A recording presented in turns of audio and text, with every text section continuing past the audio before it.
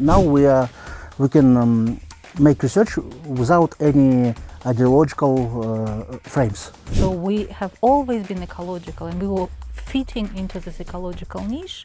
We have this huge heritage which unites us. You have to be outdoors and you have to conquer nature. You have to manage tame horse. You have to manage these horses. You have to manage herds of horses, right? And it gives you strength.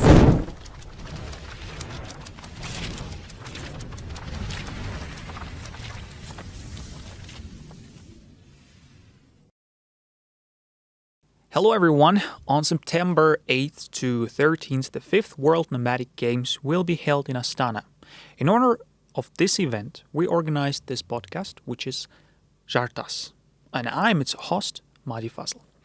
Visiting today, we are going to introduce today's guest, Associate Professor of Anthropology, Department of Sociology and Anthropology at Nazarbayev University, PhD, Alima Beysenova. Thank you for being with us today. Thank you so much. Director of Research Institute for Joshi Ulus Studies, Жақсылық Sabitov. Thank you.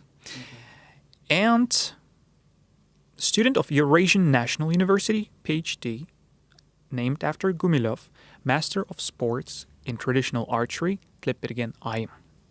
Ms. Ayim, thank you for being with us today. So the topic that we are going to discuss today is mainly about the cultural heritage of nomads from the perspective of academia. Let's touch upon this topic, starting with the first question that I would like to direct to Mr. Жақсылық. Tell us, please. I would like to start with something brief here. So, are there modern Kazakh people genetically direct continuation of the peoples who inhabited the territory in the past of ancient Kazakhstan? We would like to hear something from you first. In the beginning of the 21st century, it was one big silence revolution in ancient DNA studies. And now, after 20 years of the beginning of this revolution, we know a lot of information about ancestors of different populations. For example, for Kazakhstan, the most important data is about ancient populations of Botai culture. It's the most ancient, and it was two samples of Botai culture. And first sample belonged to R1b haplogroup, and he is ancestor of medieval Kipchaks and Kimaks and modern Kipchaks. We can see about 7,000 years of heritage. Yeah, and second result has no any descendants among Kazakh population now, but it's only second result. And it's very interesting because we see genetic relations between ancient DNA and ancient population and modern population of Kazakhstan. And second, it's article of 2017. It's article of Samashev and Underlander. They made a lot of ancient DNA from different parts of Kazakhstan, and they found that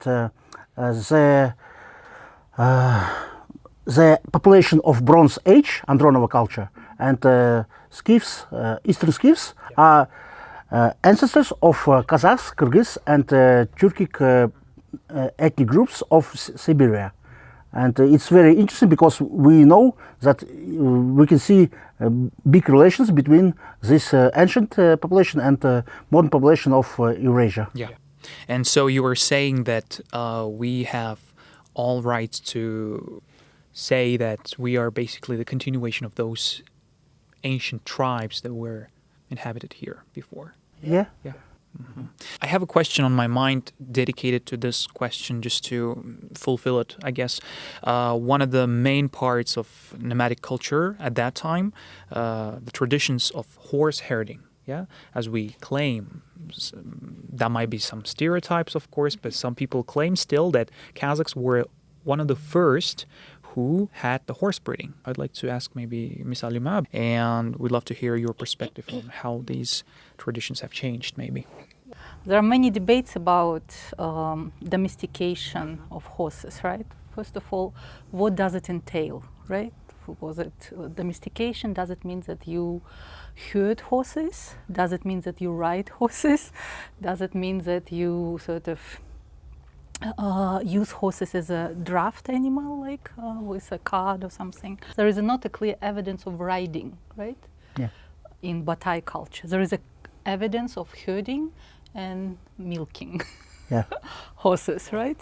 Herding and milking, but there is and the horses that were domesticated in Botai, they are not ancestors of the modern horses.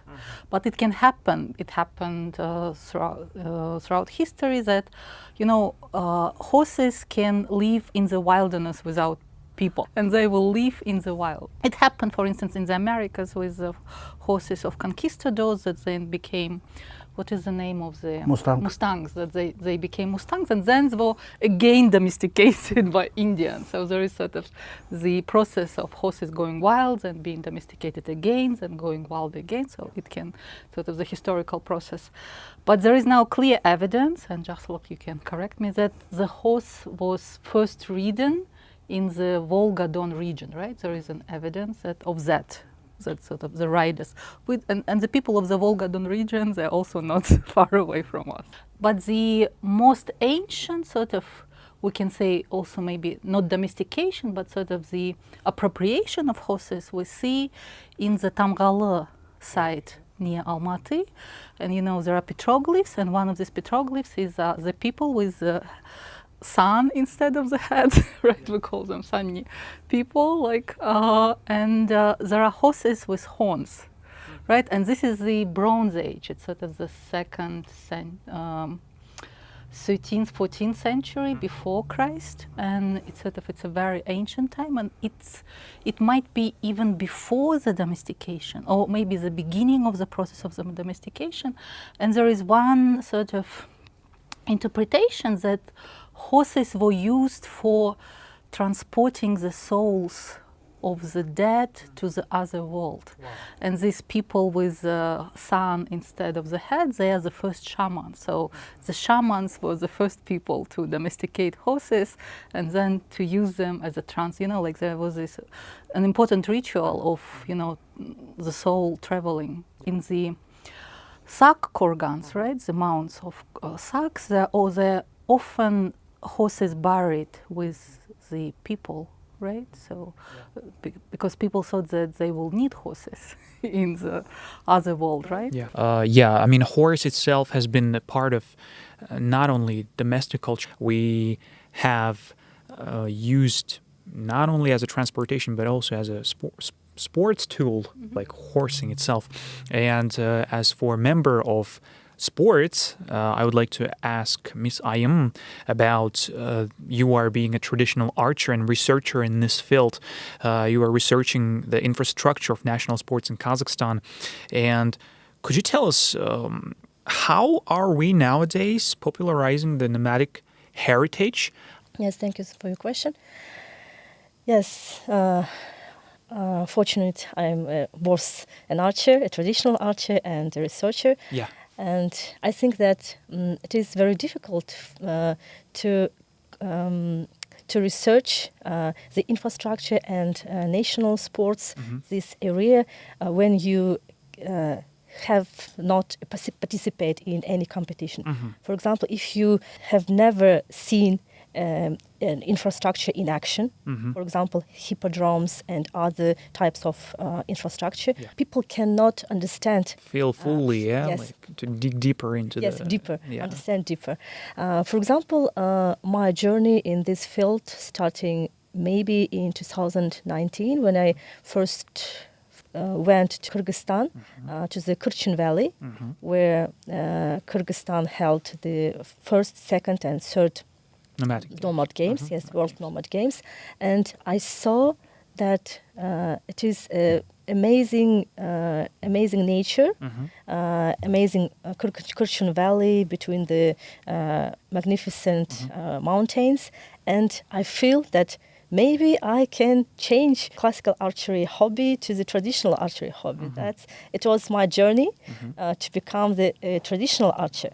And then In 2021, 2022, I participated in Salburun competitions, also in Kırşın Valley, and I saw the amazing atmosphere when all archers and all, for example, other kokpar athletes, kokboru, in Kyrgyzstan, kokboru athletes, and athletes from falconry, from horseback archery types of sports, all came in one place, and I can see that it is Slightly different, maybe. yes, slightly different from other types of sports. For Uh-huh. example, classical types of Yeah. sports in nowadays. And I think that the main difference in our games, World Nomad Games, from other games in Turkey and in Kyrgyzstan is that we want to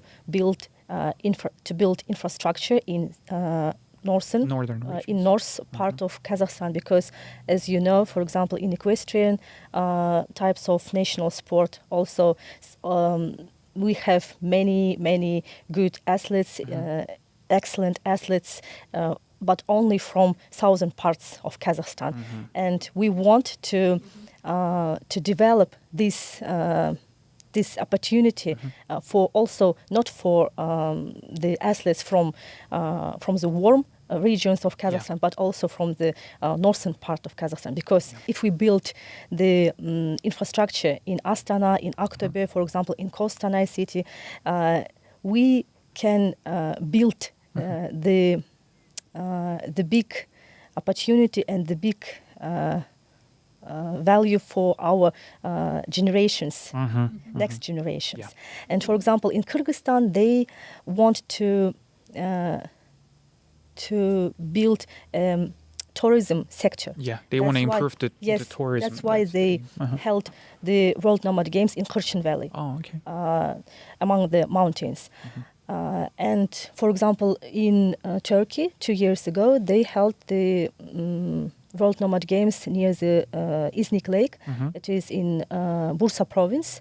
As you know, as many people know, that Bursa is the first capital of Osman Empire. Empire, yeah. And Turkey now want to develop and The imperial heritage. to develop the knowledge. I can say, I won't say to develop the knowledge about their imperial heritage, Okay. about their big cultural heritage, also through the movies, for example, through the TV shows.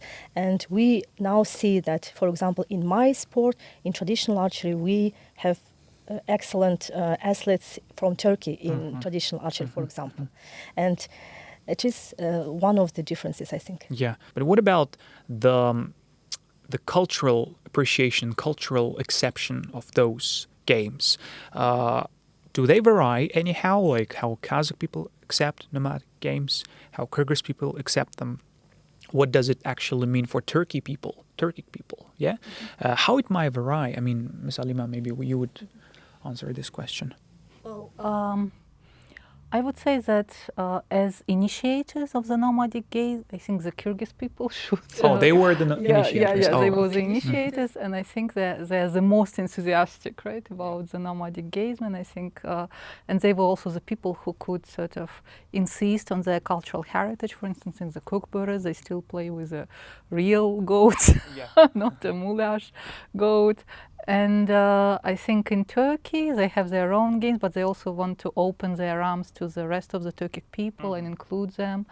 And I also think that it's the rise of these nomadic games. It's not only people with the nomadic heritage who sort of participate in them, but also there are many other. You know, there is currently in Europe, in the global world, there is this movement called reconstructionists. People reconstruct former ammunition, weaponry, like the historical, and people want to participate. People want to participate in this archery. As I am told, like many people from Hungary, from England, from Britain, came to play in these games, and there is this sort of how to say, flexibility in this game. You know how Olympic games are highly standardized. You know, so your art should be this, you know, long, this tall, this, you know, of this width, or your, you know, arrows should be this Size, yeah. yeah, like this everything size. matters. So, and everything is standardized to the, you know, to the little thing and how you should. But here, it's sort of there is a great flexibility even how you play kokpure. Like the rules are evolving. Like we now have kokpar and we have kokpure, and we have many other sort of in archery different varieties of archery. So I think there is sort of the spirit of freedom, the spirit of freedom sort of that drives this. Yeah, yeah, amazing. And up to this question, Mr. Jartas, what do you think about the modern scientific research help to understand the history of nomadic peoples? Maybe how do they influence the consciousness of their descendants? Like, would you tell us something about this? Oh, modern research of the history of nomadic people can tell us a lot of information, because now we can make research without any ideological frames, because before the independence we have imperial and Soviet frames that make our history small pieces. And you cannot understand whole picture because you see only small pieces, and you cannot see the whole picture in this case. Now we can understand that the rules of the nomad society was the same in different era. And if you compare Turkic Khaganate or Kazakh Khanate, you see a lot of similarities. That there are 10 centuries difference between two states, but you can see that one type of economy shape our society. And now, when we can compare different states, different ages of our history, you can see a lot of common similarities yeah. and differences. And so that's why now also we should understand that there are a lot of small scientific revolutions in different directions of our history. For example, you can see big revolution in numismatic data. For example, in the Golden Horde, you can see 1 million coins in different museums, and every year you can find new Khan, new place where the coin was produced. It's still discovering, yeah? Yeah. Previous year we found Alash Bek Bazari coin produced in center, and it connected with Alash, legendary Alash person who was legendary ancestor of Kazakh population. Yeah. Also, the 2 years ago we found new dynasty in the Sirdarya region. They produced coins, for example, 60 years. And you have a lot of new knowledge in different aspects. For example, ancient DNA, numismatics. Also, you can see radiocarbon data and archaeological insights. That's why now modern history can see another picture. We are living in the process of the reshaping or reproducing new data about our history. Wow, that's impressive. Rediscovery of the nomadic. Yeah. Rediscovering, yeah. I mean, Ms. Alima, could you tell us more about, since we've been mentioning all these facts and since we are reshaping in the period of reshaping, how this ancient tradition continues to influence our modern economic practices, maybe, or does it actually affect it, or? Mm-hmm. Well, I think with we are now experiencing the revival of, let's say, horse herding. Yeah. Our horse population has grown since the collapse of the Soviet Union. Like if the 1990s we had about 1 million horses, now we have 4 million horses. So in the situation of the collapse of the Soviet Union, the crisis of the 19th, while the population of the cattle, the population of the goats and sheep was falling, the population of horses was rising. And it's because, the tradition of horse herding, it's something that fits our landscape, and that something can be that can be done without the great investment into infrastructure, because the horses, they graze throughout the year. They eat grass from under the snow, as well as sheep. They eat grass from under the snow. So the sort of surprisingly, we have a sort of an evolutionary let me rephrase this. Our, let's say, landscape is evolutionary adapted to certain herding practices. Which is the horse breed. And sheep herding. And these are also the very ecological practices that are now the West is rediscovering as, free-ranged, right? Yeah. Free-ranged meat now. There is an eco practice that,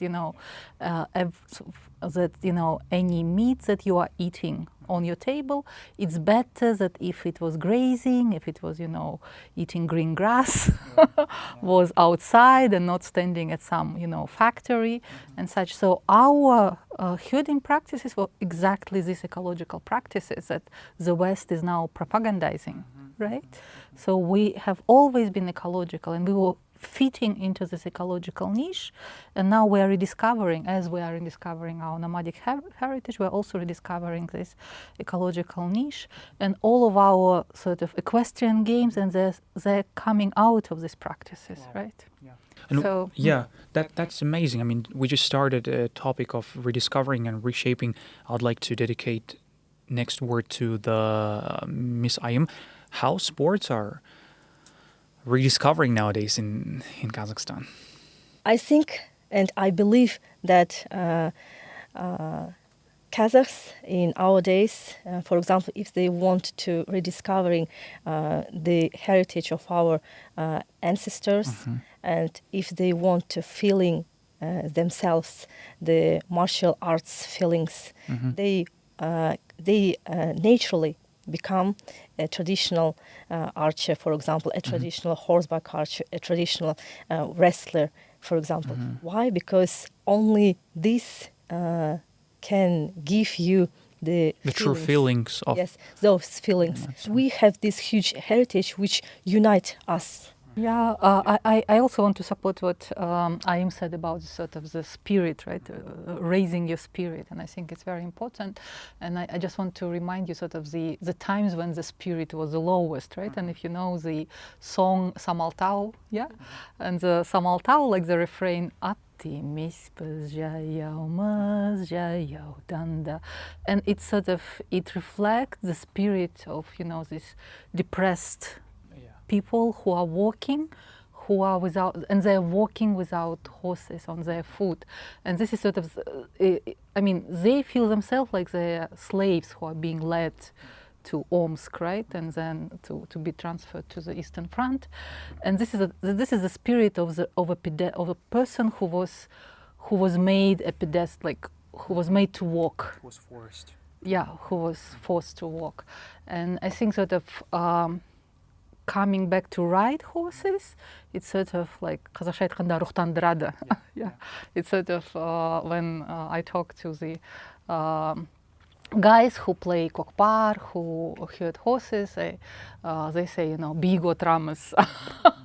we sit like high, we have a better view, it gives like you confidence. It gives you this spirit. And I think this sort of capturing this spirit and holding on to the spirit is very important. Absolutely. Absolutely agree with that. I have one more question towards Mr. Жақсылық will add something on that. How do events from the past, from the distant past, influence our current? We should understand that in our history we have different ages with different conditions. For example, if you see Golden Horde or Kazakh Khanate, you can see different type of power. Power. Yeah. For example, in Golden Horde, the Khan, the ruler of the state, was really a big boss. He had a lot of resources, a lot of cities, and that's why he can behave as an imperator. Yeah. But in Kazakh Khanate, you can see that Khan has no any resources. All his cities are villages. There are small level of his money. He had no money at all. And if you are ruler in Kazakh Khanate, you should behave like Batyr. You should take a part in all battles. You should be good in wrestling. Yeah, you should be like the hero. But what about the people? Like the behavior of people who evolved and changed through years, or maybe have not changed? What about those? I think we have a complex situation here because some researchers tell us that some population of Kazakhstan is like the population of Kazakh Khanate. They can live in democracy, and the power of Khan was really low. And another person tells that all our population come from Soviet era, and there it's like Homo Sovieticus, it's like post-Soviet person. And I have no opinion in this period, and I think we should make a lot of research to understand our population. That's impressive. Yeah. Ms. Alima, do you have anything to add? Yeah, I think if we can connect what Jartas just said about, that people in the Kazakh Khanate, they had to be Batyr, they had to prove themselves, yeah.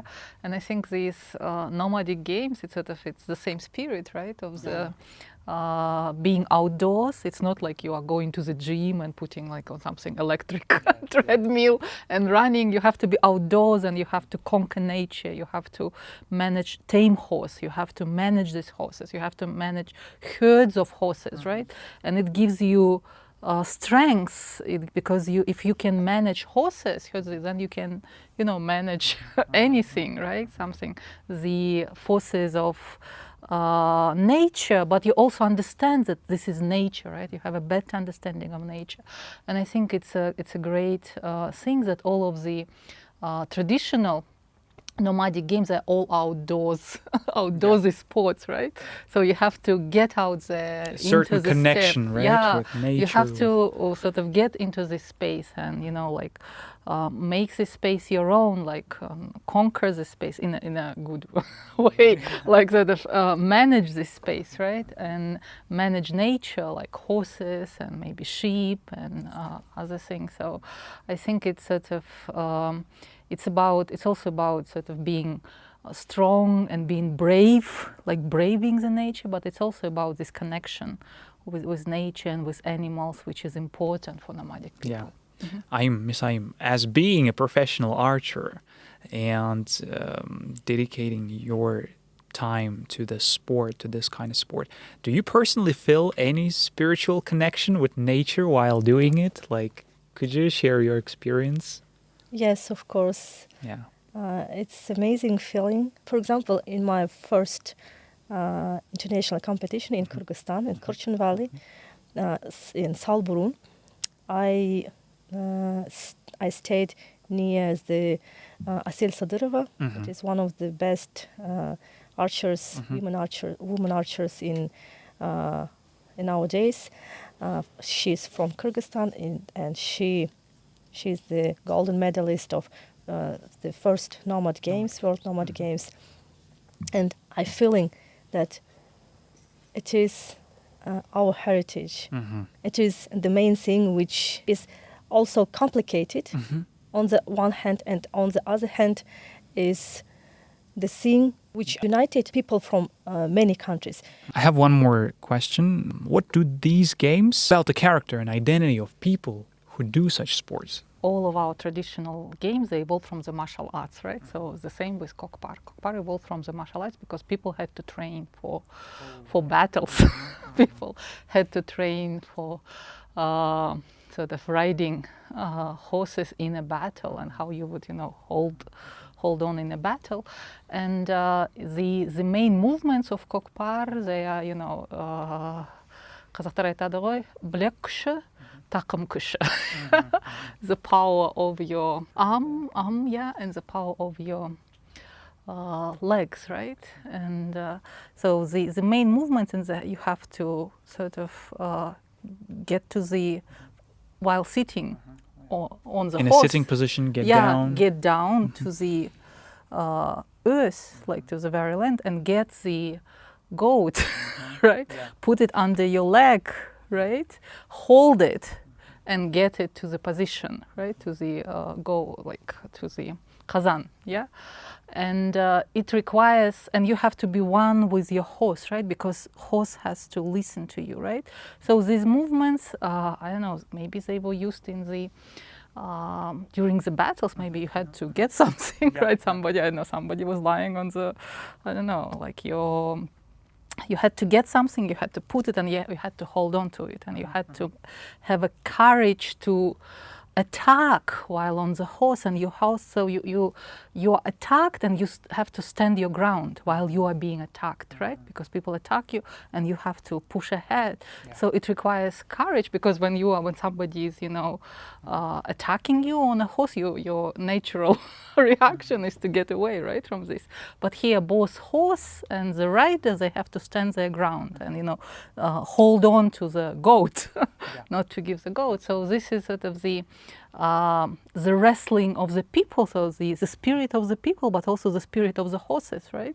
And that's why it raises a certain type of horses who can stand its ground, who can fight, and sort of the fighting spirit for the horses as well. That's why only stallions play in the Kokpar, in other games like by Gede, by Taldar Shabbat, you have to be, they can be mares, and in the geldings, castrated horses can sometimes also race, right? But in Kokpar, you have to have a stallion, because you have to have this power of the horse to sort of to use it So I think it's the skill of holding your ground, not being afraid of the threat, of the challenge and of the threat, and be sort of just, it's a game of the brave, like as I say in Russian, трус не играет в хоккей, трус точно не играет в кокпар, because it's very painful. Yeah, it's very painful and it's very scary. Yeah, I mean... Yeah, just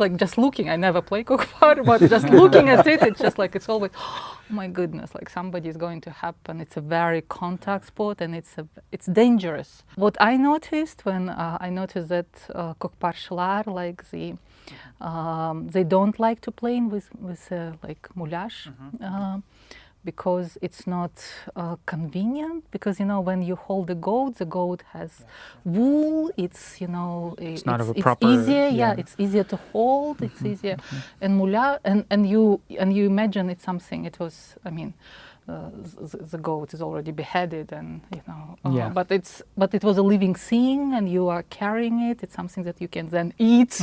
It's something that you can fight for. But with the moulage, I'm like, what is the use of why I'm carrying it?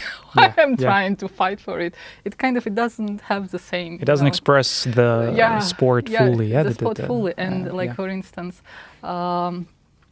in traditional games, you sort of slaughter the goat, you give bata, right, after Bismillah say, and so on, and then you can eat this goat, right? It's not that this goat goes to waste, right? Something that you would do anyway, but of course its meat becomes softer after it's been played for so long. So there is a reason behind every say movement in kokpar, and there is a reason behind every rule and such in kokpar. So, and I just want to say kokpar is gaining popularity. It's hugely popular, and what Aim said about the state support, it doesn't come near to the popularity of the game among people, because again it cultivates these qualities of being brave, of standing your ground, of having your spirit, fighting spirit, and team spirit, supporting your friends. I'm really concerned about like putting some light into all those sports, traditional sports, and culture and heritage and everything. And I have one more question. maybe to put it here as a conclusion and maybe to know your opinion about promotions being made. Recently, I have a question, I think, dedicated to Mr. Жақсылық, and maybe others will also add something to this, is on behalf of the president, a 7-volume textbook on the history of Kazakhstan was developed. But unfortunately, it seems like scientific research become the property of only scientists, right? But generally, people would be interested in that. And what prevents us, from making it understandable for the general public? How do you think?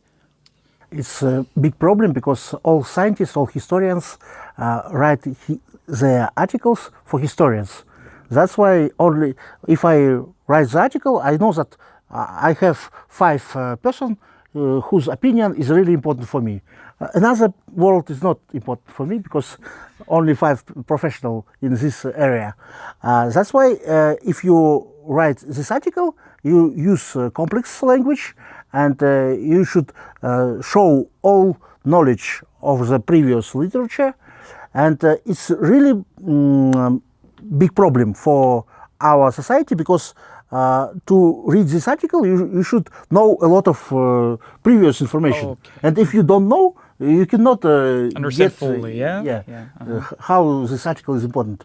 And I think in our country we should make some institutions that can make our history, science more popular, because we have a lot of scientific new insights, new sensations, but nobody knows it. Yeah. And for example, 2 years ago, we founded new coins of the Agus Khans. It's Agus, it's like ancestors of Turkmens, the Azerbaijans, Turks, and some of them was ancestors of Kazakhs. And they produced coins. They have Islamic names, and you can see their names, their years of ruler, and a lot of information, but nobody knows it. Yeah. And I think we should have one institution that can promote, that can explain complex things by the popular and easy language. Common language, yeah. And a lot of person should work in this direction. In our case, we have no any bridge between scientists and society. And for example, even Wikipedia. For example, in the last year, in the 2023, Uzbekistan made more articles in Wikipedia than Kazakhstan. Yeah, it's for 1 year they produced 100,000 new articles. Wow. And Kazakhstan produced maybe 50 articles. And from the beginning of the Wikipedia, Kazakh Wikipedia, in 2011, there is no any new articles in Wikipedia. And we understand that all our historians knew a lot about our history. Ms. Alima, would you conclude maybe with what's being done towards? Well, I first of all, I want to agree with Жақсылық that there has to be a bridge between, ivory tower, Of course. academia, and popular history. And I think Жақсылық is doing a great job of kind of bridging this gap between. And I completely agree that even academics have to write in a plain, clear language, also for the wider audience, not for a few historians, because we are supported by society as anthropologists, as historians, and we have to give back to society, right, our knowledge in a plain language. And with this way, we also, maybe there has to be a debate in society, so it will be about history, about culture, about our heritage. And I also think that these